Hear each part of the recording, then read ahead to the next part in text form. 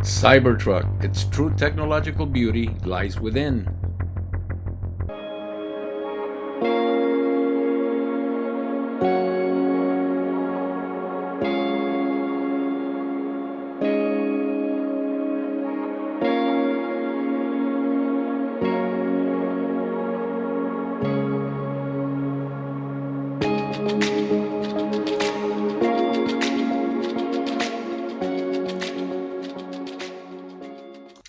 Welcome to my channel, Rudy Romo here. Today, we're diving deep into the Tesla Cybertruck, a vehicle unlike any other.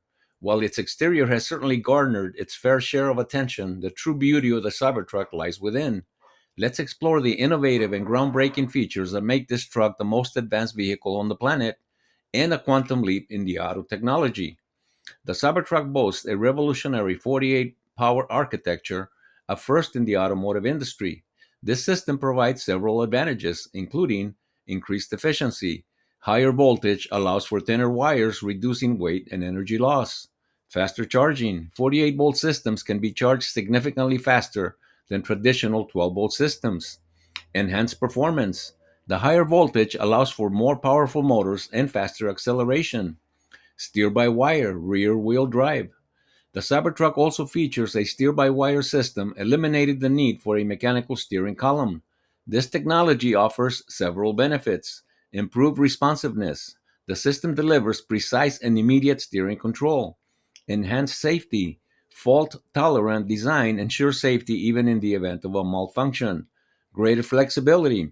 Steer-by-wire allows for innovative steering modes and features. The tri-motor Cybertruck, dubbed the Cyber Beast, houses the most powerful electric motors ever seen in a production vehicle.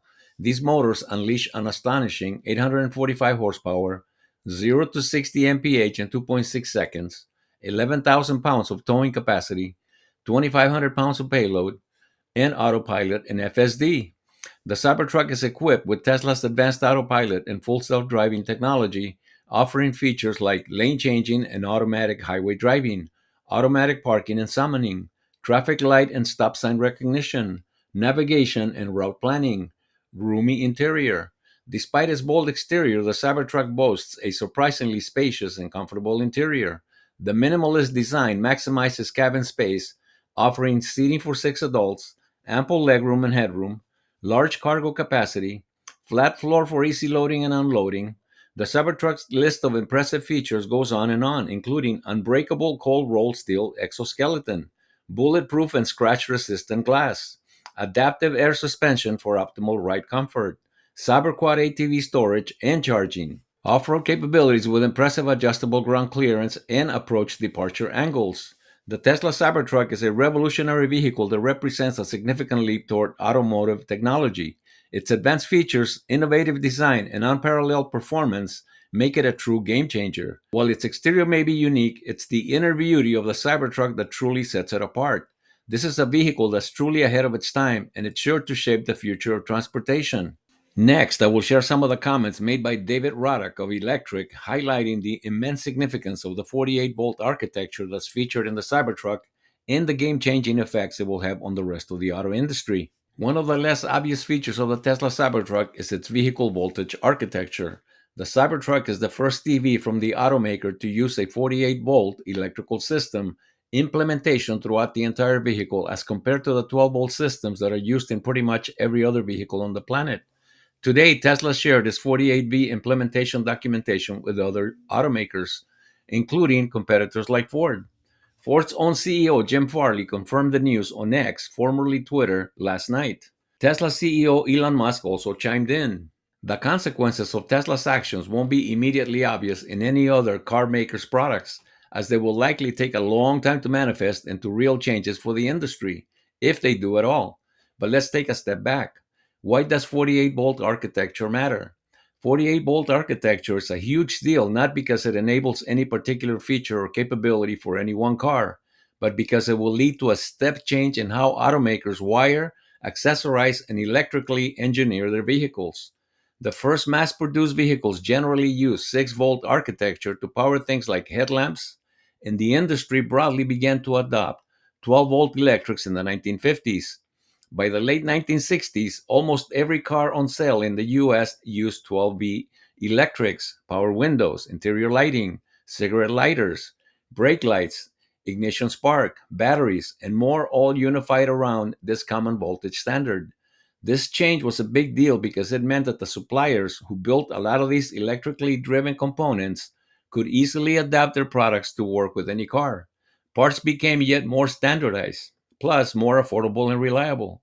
And eventually, 12 volt became the universal standard for vehicle electrics. The problems with 12 volt architecture, though, have been looming, pun intended, for years. Because of the low voltage of this architecture, delivering sufficient power to all vehicle systems that need electricity became more and more complex. And as cars integrated more and more electrical components over the years, this led to ruinously complicated vehicle wiring layouts. I want to be clear, I am vastly oversimplifying the nature of the challenges of 12 volt architecture.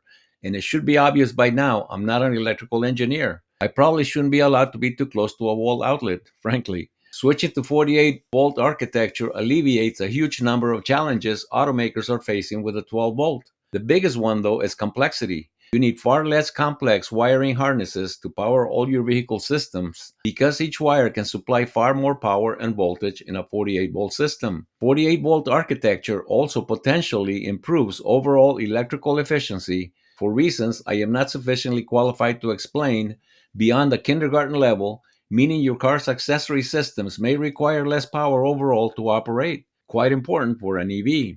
The challenge in adopting 48 volt architecture primarily lays in the vehicle supplier ecosystem. That conclusion requires a bit of context setting. If you cannot convert all of a vehicle systems to 48 volt architecture, the benefits of using such an architecture start to diminish pretty quickly in the form of introducing new complexities, such as a hybrid 48 volt and 12 volt vehicle architecture. As such, most automakers have clung to 12 volt because they know it works. If an automaker decides to move to a 48 volt architecture, whatever car it builds must use 48 volt ready accessories. Suppliers aren't incentivized to build such accessories without sufficient demand. While car makers like Ford certainly have the power and scale to commission 48 volt parts independently, the per unit cost of those components is likely to be substantially higher than their 12 volt equivalents, especially if they're being produced in comparatively low volumes. And many car makers will be forced to make such a transition slowly over their entire vehicle lineup. It's worth noting that ICE vehicles can use and would benefit greatly from 48 volt systems too. And so most car makers stick with 12 volt. It's a chicken and egg kind of issue.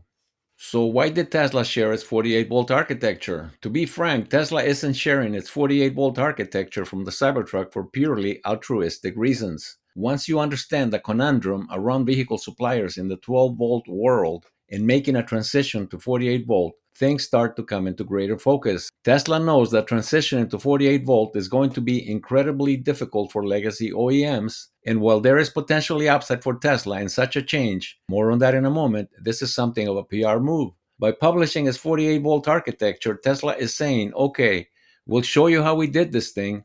A thing you say is really complicated and difficult and would take years to replicate. You can just copy us. But Tesla knows full well that even a powerful and well-resourced company like Ford can't spin up a 48 volt accessory supply chain overnight, and that such a change would incur very substantial non-recurring engineering work, NRE as it's known in some industries. For Tesla, though, there are theoretical benefits in the event that the wider industry switches to 48 volt vehicle systems. The biggest one is the supply chain. The more components in the global vehicle supply chain that are designed for 48 volt vehicle systems, the lower the cost of those components will become over time through volume, competitive engineering, and increased reliability. The second is a bit more nebulous, but arguably just as important. Engineers and other skilled workers in the industry will coalesce their work and knowledge around 48 volt systems, reducing the amount of redundant work happening and increasing the number of workers in the hiring pool who can understand and innovate on Tesla systems and who can bring their knowledge to Tesla, barring any intellectual property infringement, of course. And some final thoughts. I suggest to the audience to reflect on this fact. Here's Tesla, a company less than 20 years young, leading the way in technology, showing legacy auto companies that are well over 100 years old how to develop, design, and manufacture a superior, more compelling product. Legacy should be ashamed. And thank you for watching. If you enjoyed the video, please hit the like button, share, and subscribe so that YouTube algorithms will get it to more people. If you disagree with any of the points made, or if you have any suggestions on how to improve future videos, please comment below. The material and thoughts shared here are based on my own personal research and factual to the best of my knowledge. Please do your own research.